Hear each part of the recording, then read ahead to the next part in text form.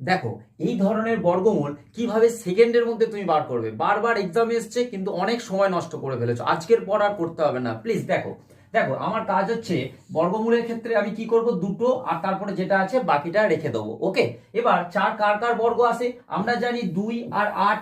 ওকে, এবার এই 295 কার কাছাকাছি স্কোয়ার, তোমরাই বলো 17 স্কোয়ার 289, তাহলে আমি এখানে 17কে বসিয়ে দেবো। ওকে, এবার আমাকে কি করতে হবে, 17র পরের সংখ্যা দিয়ে গুণ করে দিতে হবে। 17 ইন্টু 18 মানে হচ্ছে 306।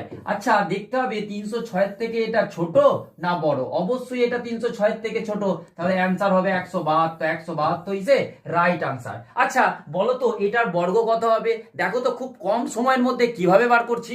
দেখো এটা কিছুই নয়, কটা ওয়ান আছে, চারটে। 4 লেখো, তারপরে কমে কমে এসো, 4 3 2 1, এদিকেও তাই 3 2 1। আর এটা থাকলো তোমাদের জন্য হোমওয়ার্ক, প্লিজ কমেন্ট